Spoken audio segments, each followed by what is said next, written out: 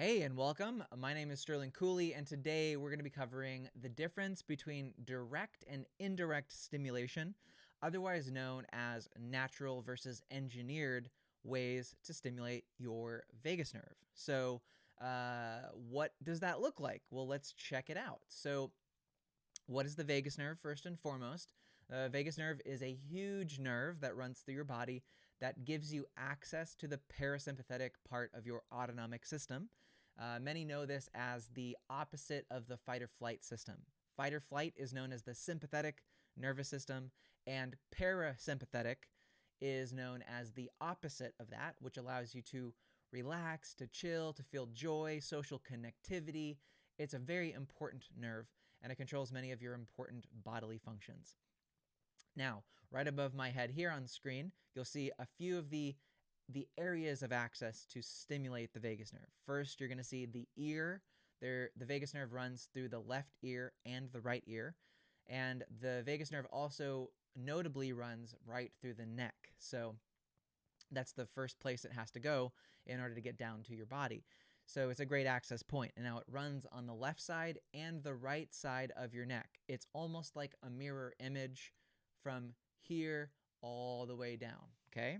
Now, there are, as well pictured here, a few of the ways that are used to stimulate the vagus nerve, one being technology that connects to the ear and some technology that connects to the neck, the cervical vagus nerve.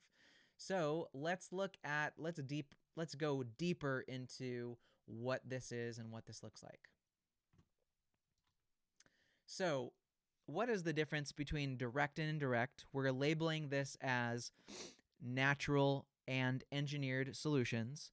So few of the things that people will typically recommend to you when you first ask, how do I stimulate my vagus nerve, is going to be breathing, humming, gargling, meditating, and the list is massive as far as natural ways to stimulate your vagus nerve that are require nothing at all other than your willpower, your conscious mind, strategy, and just doing it. Are going to be, it's a long list, and it dates back to yogic breathing and yoga itself and movement and all kinds of ways to just stimulate your vagus nerve in some simple ways, okay? And definitely recommend breathing, humming, gargling, meditating, all kinds of stuff, okay? Even gagging is a way to stimulate your vagus nerve. So moving a little bit down the line, things that require kind of like external things is like if you like a cold shower or a cold plunge, maybe swimming in the ocean, is a good way to actually long term make your vagus nerve more resilient. Actually, jumping in cold water, first it triggers your sympathetic nervous system, so it actually will put you into a fight or flight state, but then your body recognizes that it has to shift into parasympathetic. So you're basically forcing, you're kind of like pushing your body into the deep end of the pool and forcing it to swim to the shallow end of the pool. So that's what a cold shower kind of does to the body. But it requires, cold water. Then we have massage from another person, personal intimacy with a loved one, long conversations with friends. These are sort of like the more externally inputted forms of stimulating your vagus nerve. Then we have, getting into the more engineered solutions, we have things like essential oils, sage, incense. These kinds of things can trigger and evoke states of parasympathetic relaxation. Then we also have smoking. Now, smoking you might think of that as like smoking different kinds of compounds. In this case, what we're referring to is smoking nicotine. So anything with nicotine or even chewing gum, nicotine, Nicorette, whatever, does contain acetylcholinergic activating neurotransmitter, essentially mimicking compounds. So that is a way to stimulate your vagus nerve. And you'll typically see people smoking cigarettes while drinking alcohol out at a bar, because alcohol coincidentally has an anti-cholinergic effect. It destroys acetylcholine in the body. So yeah, people are trying to basically replace the acetylcholine that makes the vagus nerve work when they're drinking alcohol, which is pretty interesting. So then there's over-the-counter medications. Many of these, like antihistamines, these kinds of things, have vagal stimulating and inhibitory effects. Then there's pharmaceutical interventions, which we all know there's a range of chemicals you can put in your body that can activate or deactivate your vagus nerve. And then there's surgical operations, which can actually cut your vagus nerve. Some surgeries on the vagus nerve actually are intended to help the nerve regrow properly. So there's a surgery on the voice box called SLAD R, which is takes that into principle in cutting the I think it's a laryngeal nerve, or it's something else in the it's another nerve in the throat. Anyway, so then we have electrical and electromagnetic, light, vibration, sound, ultrasound. There's lots of ways to stimulate the nerve through the cervical branch and through the rest of the body and through the auricular branch in the ear. There's lots of different solutions. Now, let's think a little bit outside the box, because these are not the only ways to stimulate the vagus nerve. If we're looking for just direct on the vagus nerve or vagus nerve adjacent, Dr. Kevin Tracy would refer to the top options like breathing and humming, basically the top three on this list as surrogates of vagus nerve stimulation. And the bottom point is electrical, electromagnetic, light, vibration, sound, ultrasound, all with the intention of like direct nerve stimulation.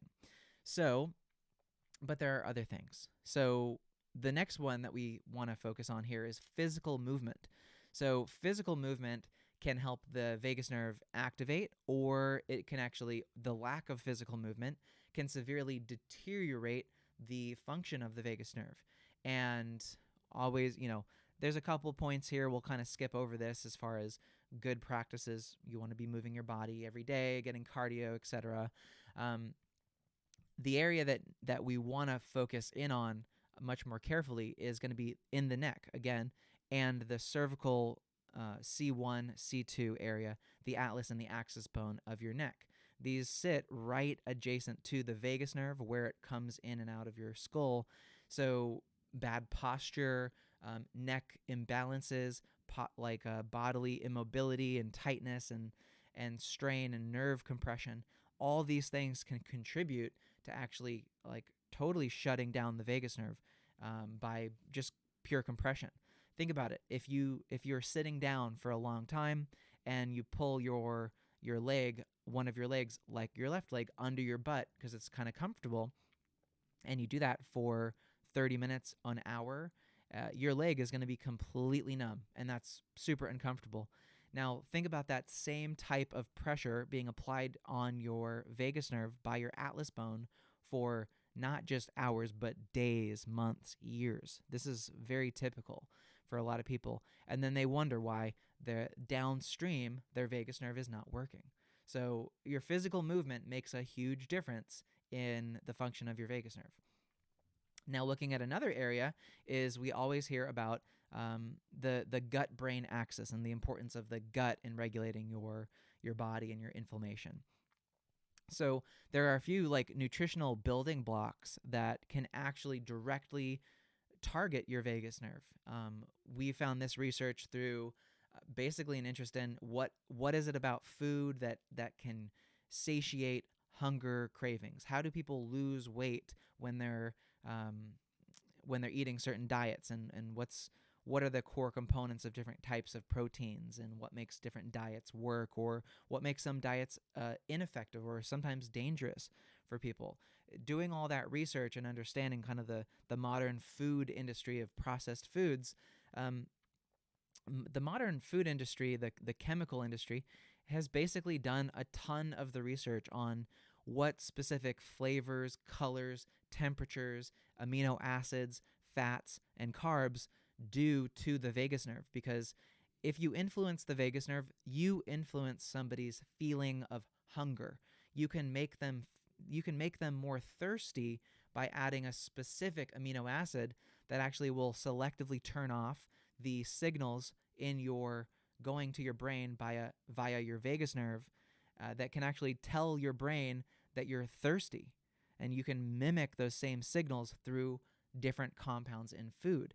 And so I can't take credit for having discovered this. These are the junk food industries. This is the fast food industry. This is the processed food industry.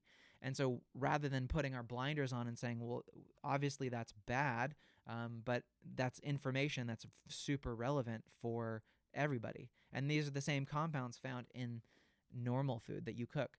So food can absolutely influence your vagus nerve, turn it off, turn it on, all that kind of stuff. And there's a lot more to it, and I won't go through the whole list, but this is an idea starter for you to start kind of thinking a little bit outside of the box of like, what stimulates my vagus nerve? Is it just breathing, or do I have to go and get some kind of a device to stimulate my vagus nerve? And you can do all those, but if you aren't covering the other areas, if your diet is completely garbage, then don't expect incredible results from just breathing or humming if you don't know that your food isn't actually turning off your vagus nerve. If you don't know it, then you may not be getting the best results out of what you're trying.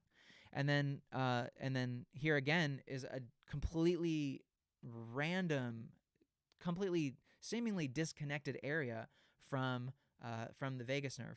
But since the vagus nerve connects to your brain, and it connects to your prefrontal cortex and your limbic brain and your insular cortex and memory and all kinds of stuff. Your pineal gland is connected to your vagus nerve.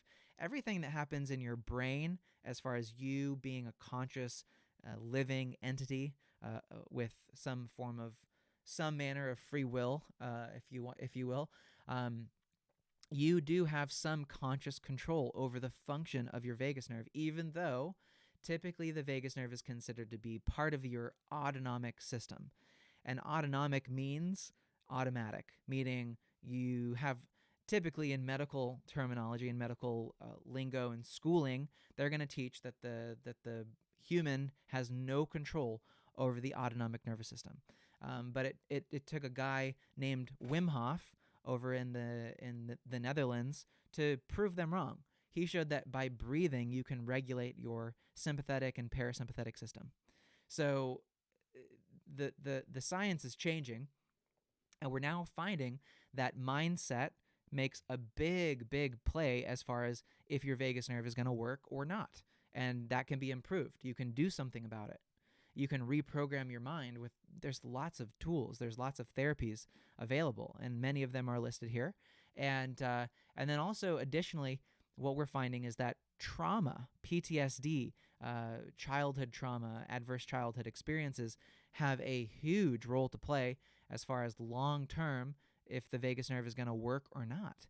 And so doing different kinds of trauma-based treatments is super, super important for people if they do suspect that they're having vagus nerve issues. Because I've seen people do vagus nerve stimulation, do physical movement, and their atlas bone looks perfect. And then they do things like their diet is completely clean and everything's good, but they're still having issues. And then they do some form of like a talk therapy session or a emotional release exercise or a trauma release, and it's like the huge breakthrough that they were looking for.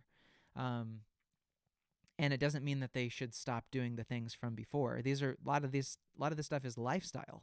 Like, breathing every day is part of lifestyle. Moving your body every day, lifestyle. Eating healthy every day, lifestyle. And then working on your mindset every day is lifestyle. It's all lifestyle choices. So yeah, and getting rid of the trauma. Essentially, I'll kind of jump to the end of what are some things that we're finding like is on the kind of the cutting edge, because that's really where I like to play around with more, is like what's on the horizon that's working. Self-hypnosis is not a new concept, but it's probably one of the best forms of like keeping your vagus nerve healthy throughout the day. Daily self-talk, and changing your story, this kind of stuff. Immersion therapy through virtual reality has been really remarkable, getting people into different environments, relaxing them, creating a sense of home in their own mind, in their own home. Mind-body reprogramming work, and then lastly, sleep and dreams work. There's a lot of undone research as well on the connection between dreams and the vagus nerve, but from very subjective first-person reports, the vagus nerve, when it's stimulated, gives people incredibly lucid, vivid dreams. So there's something to be said about doing dream work, whatever that might look like. So yeah, so in closing, we'll just kind of come back here. So thanks so much for watching. That's a overview of direct and indirect forms of stimulation. The things that are active on the vagus nerve are going to be direct. So that would be like electrical stimulation, light stimulation, electromagnetics, ultrasound, a number of different things that can be done to stimulate the vagus nerve. And then a lot of the other things mentioned are all indirect. But just because they're indirect doesn't mean they're like not just super close. Like they're millimeters away adjacent from activating your vagus nerve. Sometimes in cognitive behavioral therapy sessions that I've overseen, you'll find that there's an emotion that can be shifted or felt or experienced or released that gives someone huge relaxation throughout their body. And you can measure this stuff with like heart rate variability. HRV is a pretty good indicator. There seems to be some similar networks between emotions, the vagus nerve, and the heart. So those networks are shared, or they're very adjacent to each other. So if you do emotional release, you can see that in the HRV, and you can see the HRV numbers going up, which is up higher is better in HRV, and lower is not as good for heart rate variability. So yeah, so those are the different kinds of things. And so what I would say a good takeaway from this as well is for some people who are just like, I'm all natural. Natural could be essential oils. A lot of people who are all natural use essential oils or smells or foods, or they do things that they don't even realize are forms of stimulation of their vagus nerve. So yeah, I would just say you're already always stimulating your vagus nerve in some way. That's just a fact. So yeah, it's why not look at some other additional ways to really get the most out of it, right? It's a really great nerve. If you get it working, life is amazing. Life just becomes amazing. The circumstances of your life do not have to change. If your vagus nerve is more active, everything is better. And it's a drug-free solution. None of this has to be addictive or anything like that. This is not a drug. This is a form of nerve stimulation. I guess I just have to continue to kind of say it again and again and again, that you can stimulate your vagus nerve, and there's lots of ways to do it that are direct and indirect. So I hope this has been helpful. If you want to subscribe to this YouTube channel, that'd be fantastic. Like and subscribe, all that. Put on the bell for new videos. I hope you like this content. Let me know in the comments, what are some of the stimulation technologies or forms of stimulation that you like to do? I'd love to hear more about that. But yeah, share your resources, and let's get the encyclopedia of ways to stimulate the vagus nerve larger and larger and larger. Okay, and curate that list too, because we got to be careful with just saying like everything in the world stimulates the vagus nerve, because not everything in the world stimulates the vagus nerve. But I can understand why people would be called to just do that, but I'm not called to do that. So I do examine what things are being purported to stimulate the vagus nerve. And I think it's important to make distinctions. Otherwise, it just muddles the whole field. Because if it's like, you know, a lot of things do stimulate the vagus nerve, that's for sure, but some things don't. So anyway, but yeah, share your ideas, your topics in the comments, and I would love to see those. Thanks so much, and have a great rest of your day. Take care. Bye-bye.